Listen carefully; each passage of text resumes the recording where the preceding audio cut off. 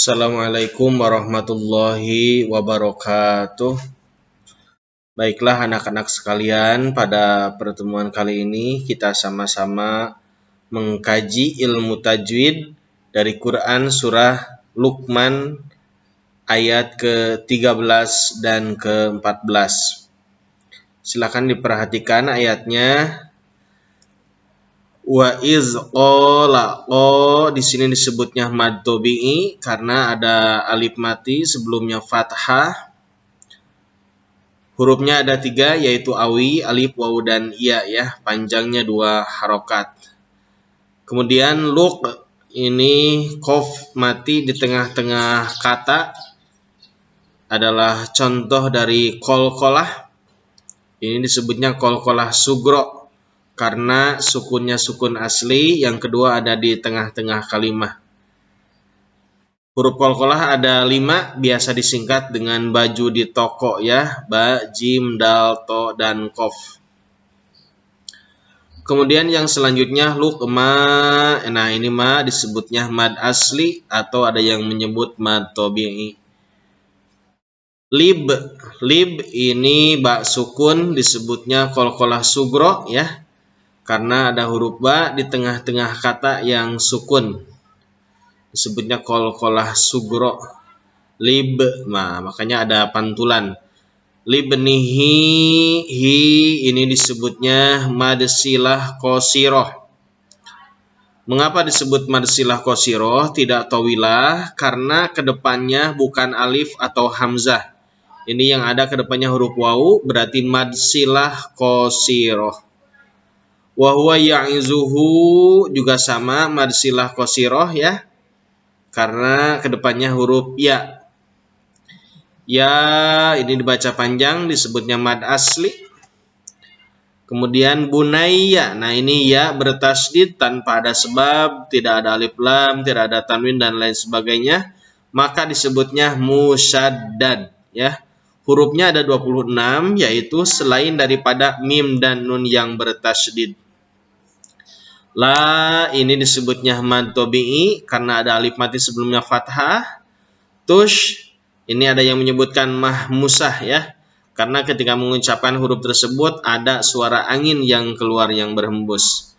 Tush rik, nah ini kaf disukun disebutnya mahmusah juga. Tush rik, nah ada angin yang berhembus ya. Billahi, bil disebutnya tarkik ya, karena lafaz Allah sebelumnya kasroh, disebutnya tarkik. Kemudian Anda perhatikan di atasnya ini ada tanda wakof, huruf kof dan lam atau kola ya. Itu maksudnya al-waqfu aula, lebih utama berhenti. Kalaupun dilanjutkan boleh, tapi yang paling utama adalah berhenti ya, al-waqfu aula. Nah in ini nun bertasydid tanpa ada sebab disebutnya gunnah. Hurufnya ada 2 yaitu mim dan nun yang bertasydid saja.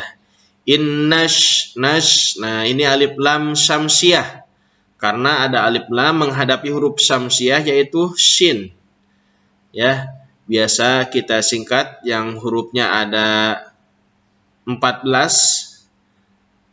Kemudian disingkat dengan bacaan tibsu masil rahman tafuz difda ni'amda su'azonin zur syarifan lil kiram ya. Ini alif lam syamsiah. Tandanya satu alif lamnya dianggap tidak ada atau tidak dibaca ya. Yang kedua, huruf setelah alif lam yaitu shin itu bertasydid. Itulah tanda alif lam syamsiah. Inna syir, nah ini ro sukun disebutnya wajib tarkik karena ro mati sebelumnya kasroh. Jadi kalau ada ro mati sebelumnya kasroh, kemudian ro-nya berharakat kasroh, itu wajib tarkik. Lazul, zul ada lam di tengah-tengah, ini tengah-tengah kata menghadapi mim, disebutnya lam fi'il wajib izhar. Ya, kalau ada lam menghadapi selain daripada lam dan ro, itu lam fi'il wajib idhar. Kalau ada lam mati menghadapi lam atau ro dalam kata disebutnya lam fi'il wajib idgham. Lazul mun ini tanwin menghadapi ain ya. Ini disebutnya izhar halki. Yang hurufnya ada 6. Hamzah, ha, ain, ha, ghin, kha. Makanya dibaca jelas. Zulmun. Ya. Azim. Nah, ini sebutnya mad arid lisukun. Asalnya kan azimun, tidak dibaca sukun. Tapi karena diwakofkan, yang asalnya mimnya berharakat, dhammah, menjadi sukun, makanya menjadi azim. Nah, itu mad arid li sukun ya. Selesai ayat yang ke-13, satu lagi ayat yang ke-14. Di sini wawas, nah was so bertasydid. Nah, ini kan tanpa ada sebab, berarti disebutnya musyaddad. Panjangnya ada 2 harokat ya, atau 1 alif sama dengan 2 ketukan. Wawas, nah, wawas soy ya mati sebelumnya fathah. Ada yang menyebutkan madlin ya. Padahal kalau dilihat ini ya mati sebelumnya fathah itu merupakan huruf layin dalam bahasa Arab itu ya. Disebutnya bukan mad layin tapi layin saja. Layin itu artinya lembut. Kalau dikatakan mad layin itu harus ada di ujung kalimat atau ayat dan diwakofkan. Sementara ini tidak. Makanya disebutnya layin dan dibacanya pendek. Wawasoy, soy bukan soy ya, wawasoyna. Nah, wawasoynal. Nah, itu ada alif lam qamariyah.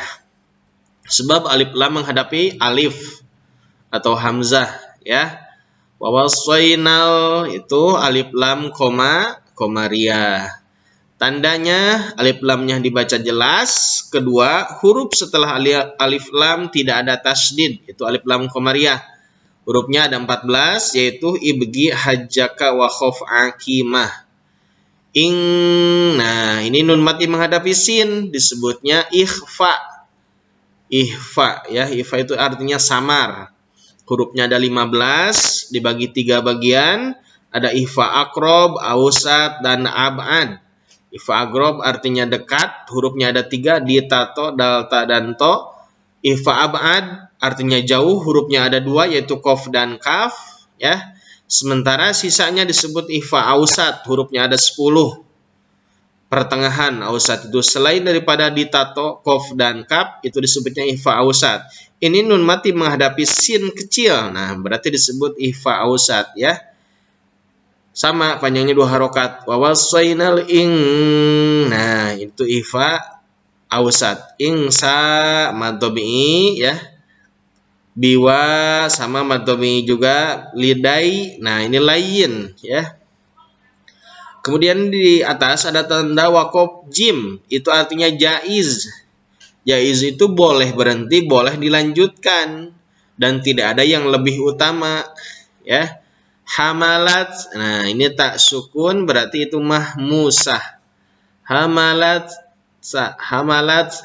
Tapi jangan ke C ya. Hamalat. Salah. Hamalat. Nah, gitu. Hamalathu Nah, ini mim bertasydid disebutnya gunna. Ummuhu ini mad silah qasirah karena kedepannya waw ya. Wah. Wah. Nah, itu ada yang menyebutkan mahmusah. Wahnan ini izhar halki karena tanwin menghadapi huruf ain ala matobi atau mad asli. Wahniu niu. Nah, ini disebutnya idgham bi gunnah atau ma'al gunnah. Karena tanwin menghadapi waw. Nih, idgham itu artinya memasukkan kan? Ya, maksudnya memasukkan nun mati atau tanwin kepada huruf idgham yang 6 disingkat dengan yarmaluna, ya, ro, mim, lam, waw dan nun. Disebutnya itu huruf idgham. Idgham ada 2, ada yang disebut dengan idgham bi gunnah sama dengan ma'al gunnah. Atau yang kedua disebut idgham bila gunnah sama dengan ghair gunnah. Ya, idgham bi gunnah atau ma'al gunnah hurufnya ada 4 yaitu yanmu, ya, nun, mim dan waw. Sementara idgham bila gunnah ada 2, ro dan lam. Ya, ini tanwin menghadapi waw berarti disebut idgham bi gunnah atau ma'al gunnah. Wa fi so, nah ini mad tabi'i luhu. Wa fi luhu, hu di sini disebutnya mad silah qasiroh ya, karena hadomir panjang kedepannya huruf fa. Fi disebutnya mad tabi'i. Mai disebutnya lain karena ia mati sebelumnya fathah. Anish itu mahmusah ya. Kur ro mati sebelumnya domah disebutnya wajib tafkhim ya. Jadi kalau ada ro mati sebelumnya domah atau ro berharakat fathah atau domah itu disebutnya wajib tafkhim. Li disebutnya mad tabi'i, ya mati sebelumnya kasroh. Waliwa wa disebutnya mad tabi'i, alif mati sebelumnya fathah. Dai itu lain ya, lembut. Ola sama itu tanda wakof ya, di atas ada tuh al waqfu aula, lebih utama berhenti ya. Ilayya ya bertasydid disebutnya musaddad. Ilayyal disebutnya alif lam qamariyah ya. Alif lam menghadapi huruf mim disebutnya alif lam qamariyah. Itu disebut dengan alif lam qamariyah karena alif lam menghadapi huruf mim. Masir, nah itu mad arid lis sukun. Asalnya masiru tidak sukun, tapi karena diwakafkan menjadi sukun, maka disebut dengan mad arid lis sukun ya. Terima kasih. Itu saja yang dapat Bapak sampaikan. Assalamualaikum warahmatullahi wabarakatuh.